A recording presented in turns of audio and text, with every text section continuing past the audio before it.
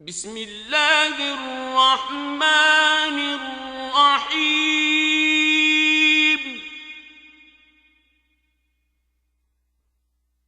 ألف لام ميم را.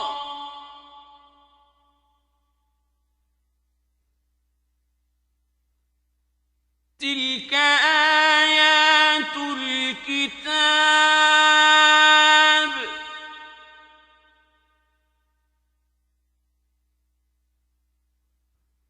والذي أنزل إليك من ربك الحق ولكن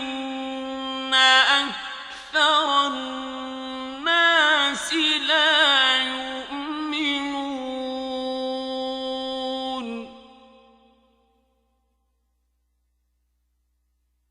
الله الذي رفع السماوات بغير عمد ترونها ثم استوى على العرش وسخر الشمس والقمر كل يجري لأجل مسمى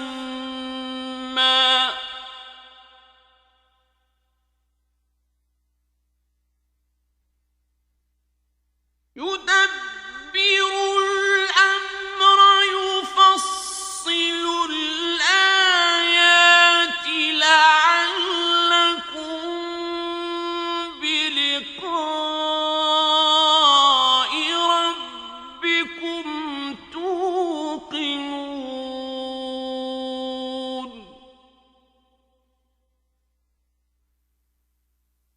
وهو الذي مد الأرض وجعل فيها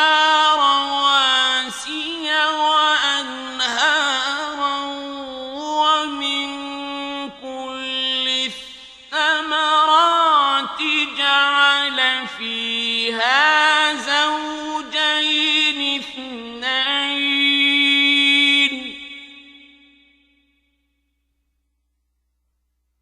يغشي الليل النهار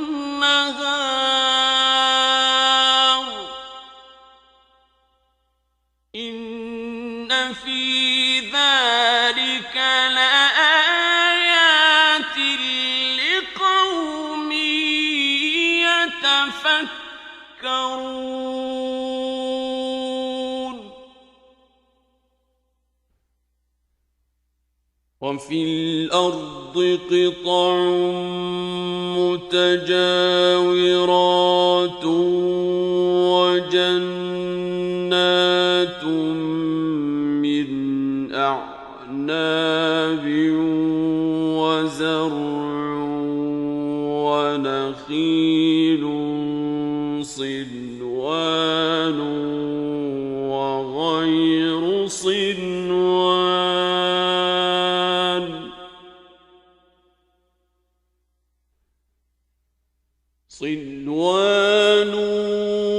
وغير صنوان يسقى بماء واحد ونفضل بعضها على بعض في الأكل إن في ذلك لآيات لقوم يعقلون.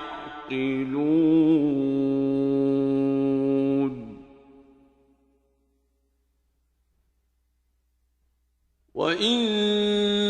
تعجب فعجب قولهم أإذا كنا ترابا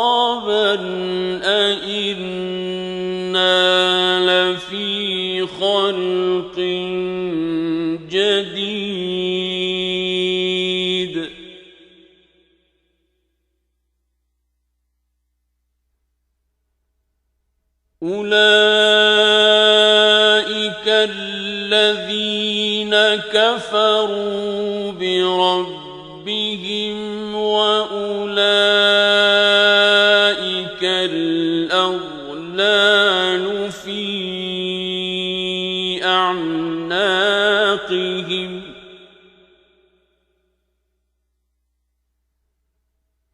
وأولئك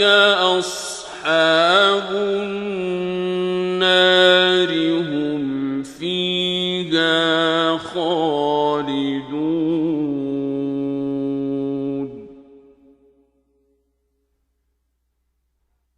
ويستعجلونك بالسيئة قبل الحسنة وقد خلت من قبلهم المثلات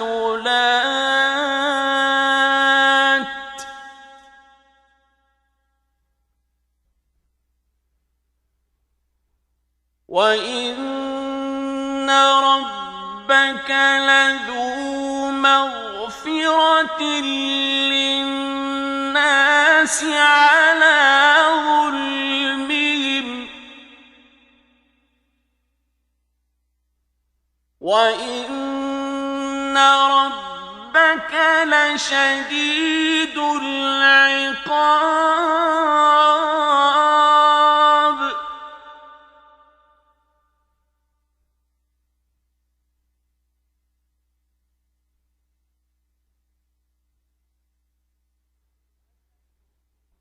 ويقول الذين كفروا لولا أنزل عليه آية من ربه إنما أنت منذر ولكل قوم هاد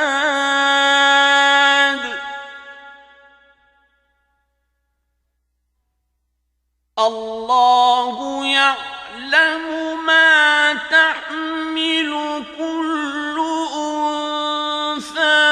وما تغيض الأرحام وما تزداد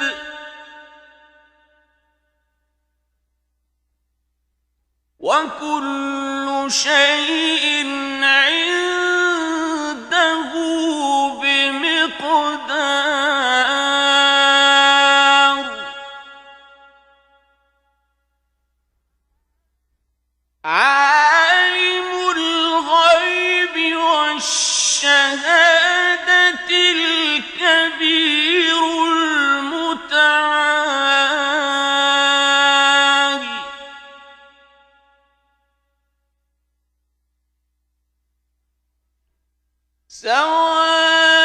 سواء منكم من أسر القول ومن جهر به ومن هو مستخف بالليل وسارب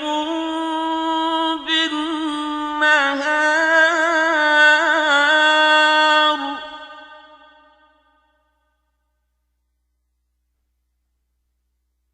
له معقبات من بين يديه ومن خلفه يحفظونه من أمر الله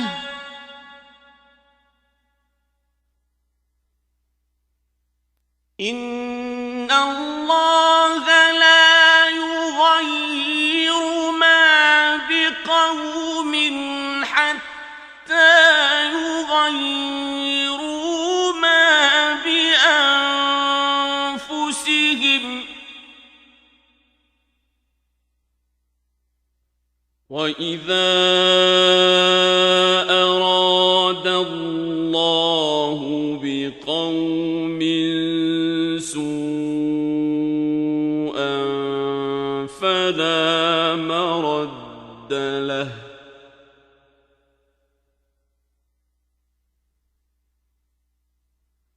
وَمَا لَهُم مِّن دُونِهِ مِن وَالٍ هُوَ الَّذِي يُرِيكُمُ الْبَرْقَ خَوْفًا وَطَمَعًا وَيُنشِئُ السَّحَابَ الثِّقَالَ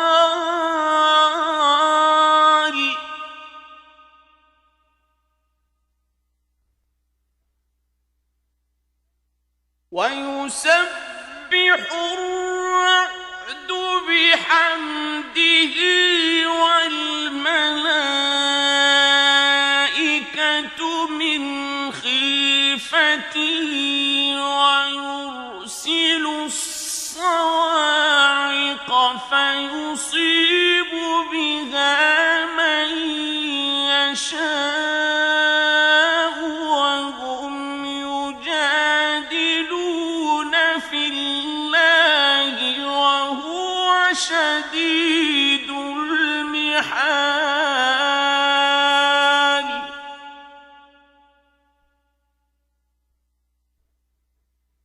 لَهُ دَعْوَةُ الْحَقِّ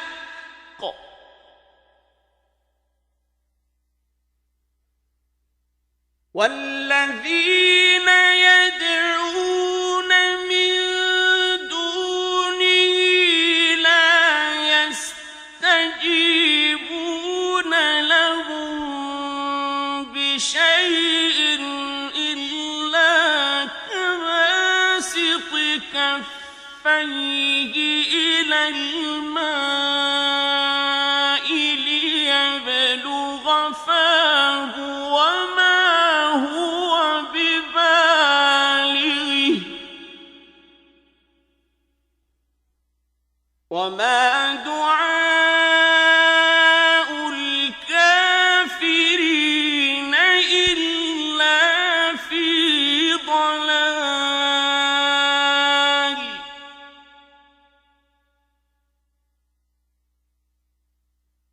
وَلِلَّهِ يَسْجُدُ مَن فِي السَّمَاوَاتِ وَالْأَرْضِ طَوْعًا وَكَرْهًا وَظِلَالُهُم بِالْغُدُوِّ وَالْآصَالِ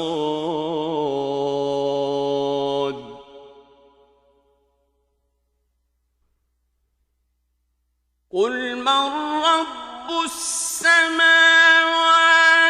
وَالْأَرْضِ قُلِ اللَّهُ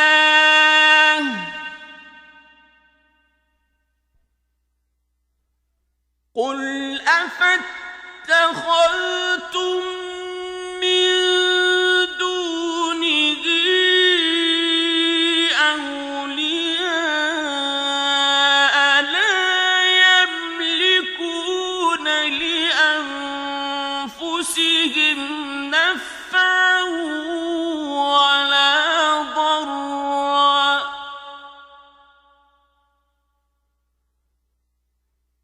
قُلْ هَلْ يَسْتَوِي الْأَعْمَىٰ وَالْبَصِيرُ أَمْ هَلْ تَسْتَوِي الظُّلُمَاتُ وَالنُّورُ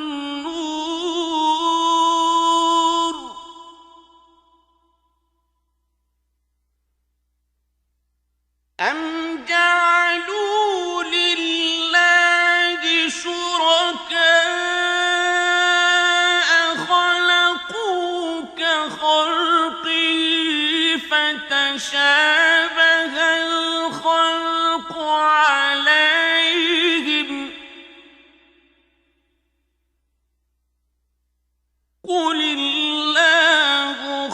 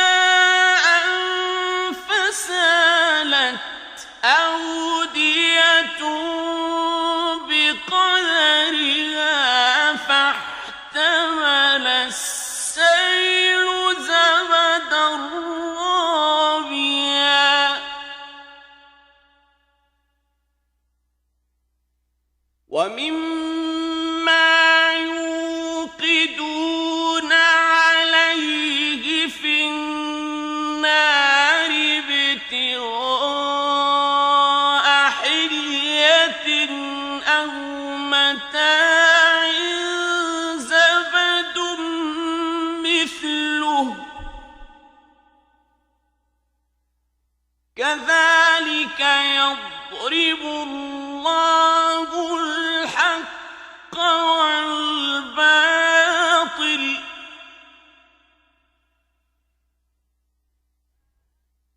فأما الزبد فيذهب جفاء وأما ما ينفع الناس فيمكث في الأرض كذلك يضرب الله الأمثال للذين استجابوا لربهم الحسنى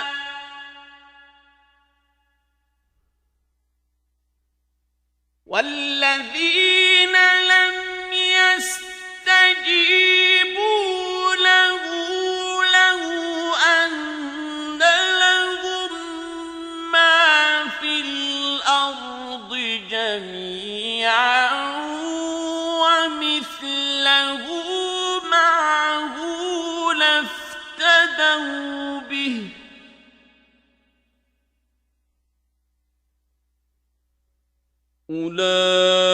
أولئك لهم سوء الحساب ومأواهم جهنم وبئس المهاد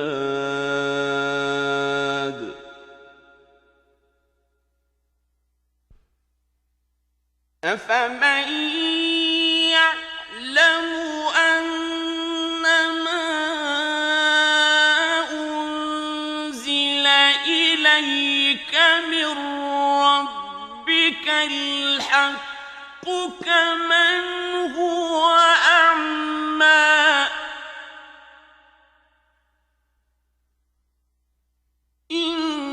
إنما يتذكر أولو الألباب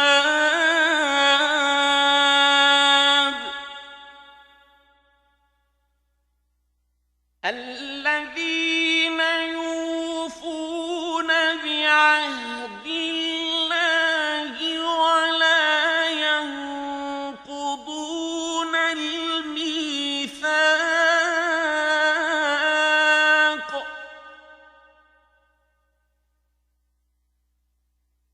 والذين يصلون ما أمر الله به أن يوصل ويخشون ربهم ويخافون سوء الحساب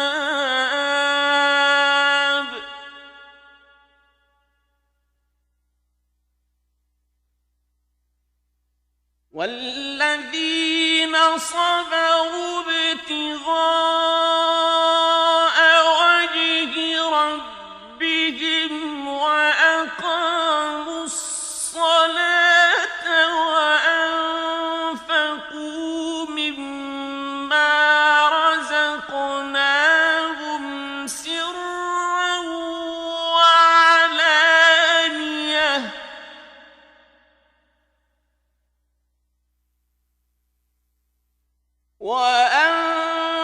وأنفقوا مما رزقناهم سرا وعلانية ويدرؤون بالحسنة السيئة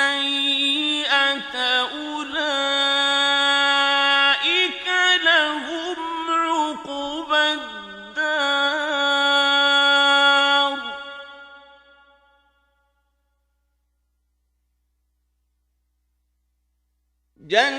جنات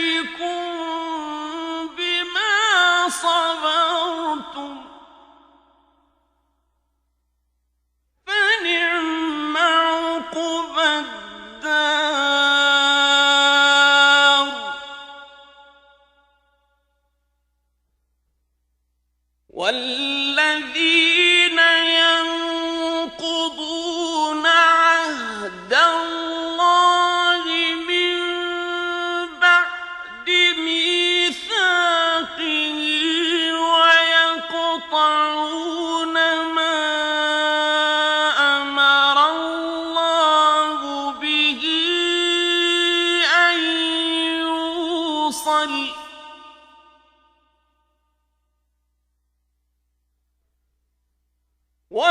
ويقطعون ما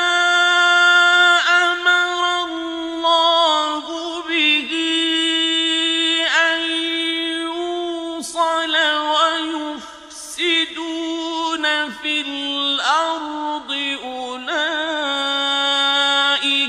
لهم اللعنة ولهم سوء الدار.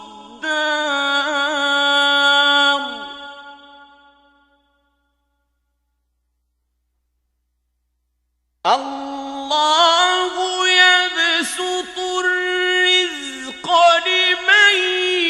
يشاء ويقدر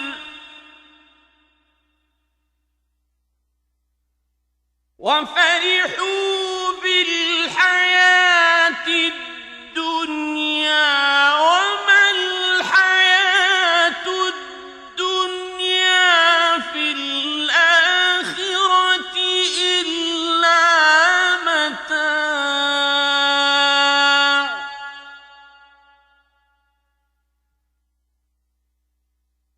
ويقول الذين كفروا لولا أنزل عليه آية من ربه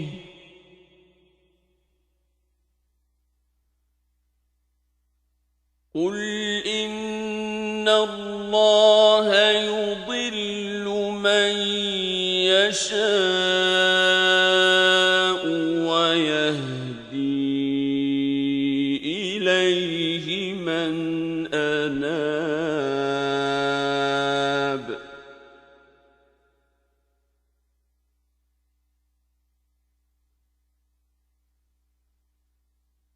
الذين آمنوا وتطمئن قلوبهم بذكر الله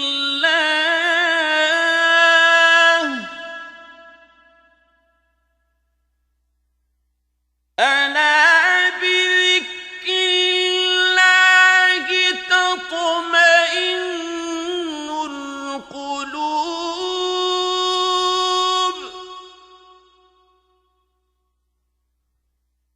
الذين آمنوا وعملوا الصالحات طوبى لهم وحسن مآب.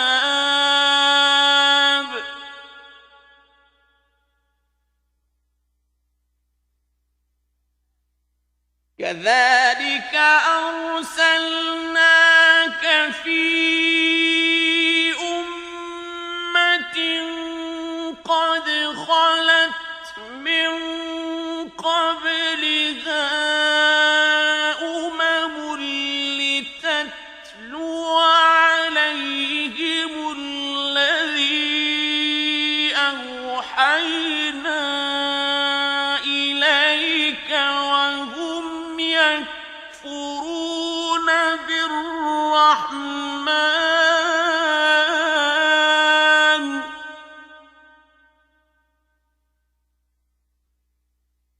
قل هو ربي لا إله إلا هو عليه توكلت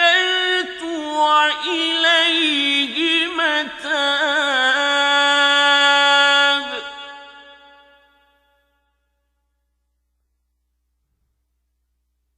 ولو أن قرآنا سيرت به الجبال أو قطعت به الأرض أو كلم به الموتى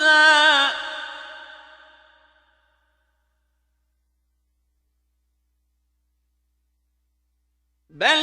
لله الأمر جميعا أفلم ييأس الذين آمنوا أن لو يشاء الله لهدى الناس جميعا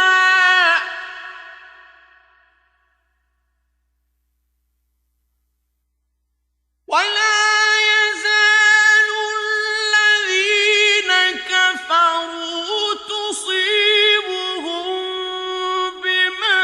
صنعوا قارعة أو تحل قريبا من دارهم حتى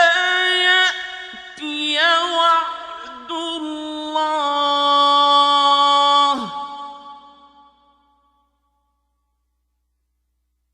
إن الله لا يخلف الميعاد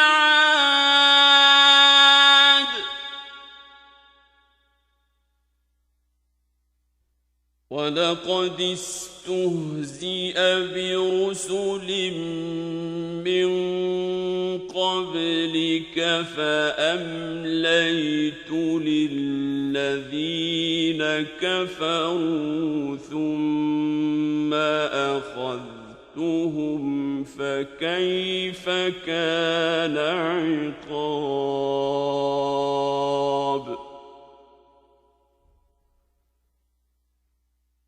أفمن هو قائم على كل نفس بما كسبت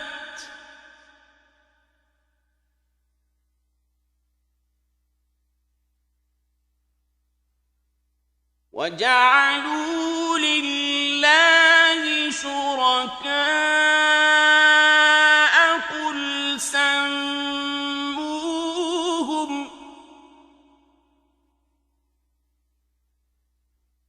أم تنبئونه بما لا يعلم في الأرض أم بظاهر من القول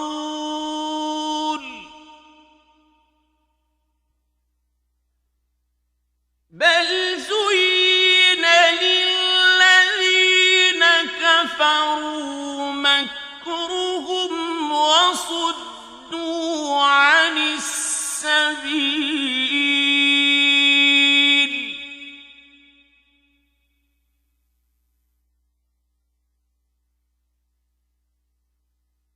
ومن يضلل الله فما له من هاد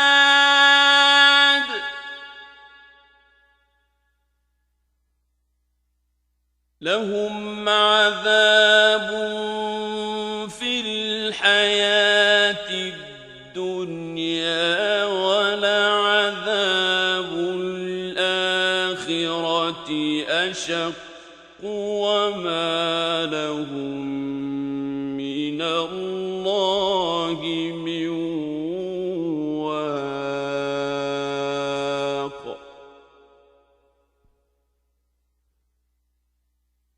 مثل الجنة التي وعد المتقون تجري من تحتها الأنهار أكلها دائم وظلها تلك عقبى الذين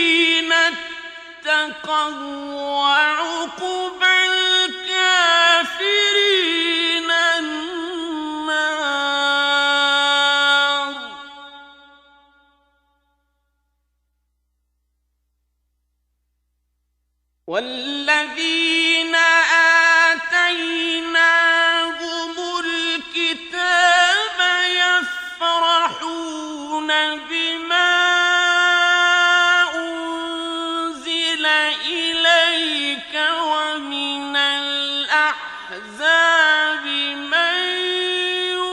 ينكر بعضه قل إنما أمرت أن أعبد الله ولا أشرك به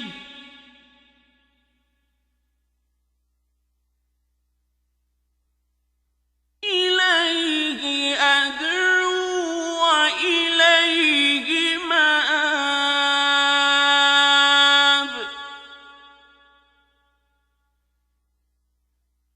وكذلك أنزلناه حكما عربيا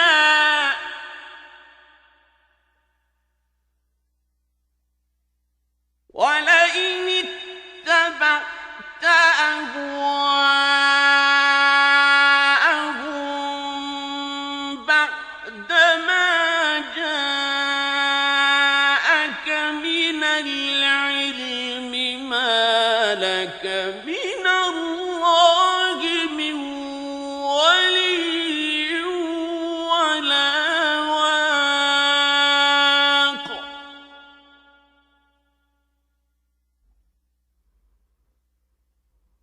ولقد أرسلنا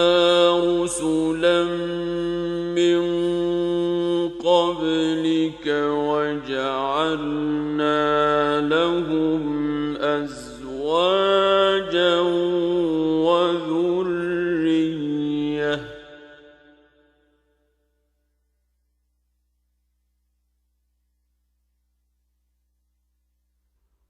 وما كان لرسول أن يأتي بآية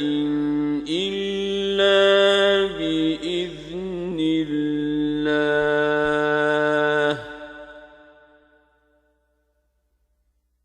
لكل أجل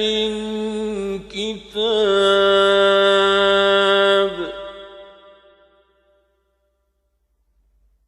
يمحو الله ما يشاء ويثبت وعنده أم الكتاب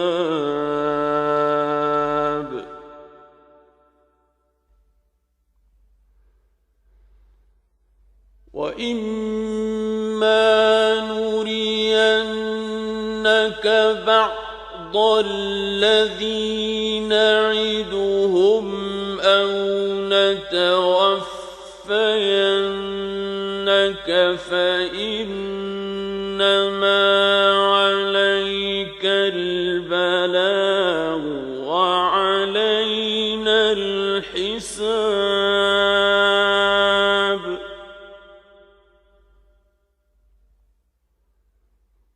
أولم يروا أنا نأتي الأرض ننقصها من أطرافها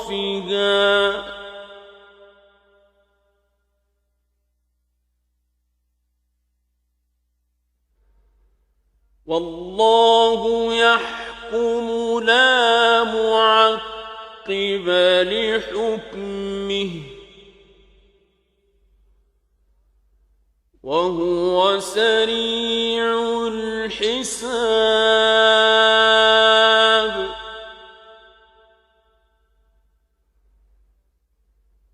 وقد مكر الذين من قبلهم فلله المكر جميعا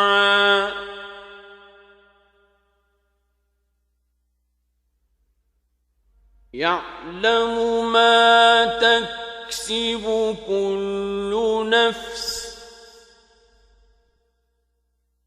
وسيعلم الكفار لمن عقبى الدار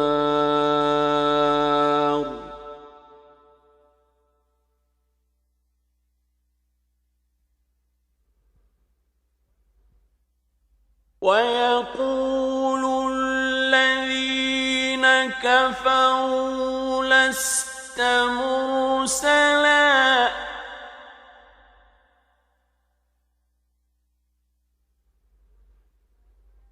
قل كفى بالله شهيدا بيني وبينكم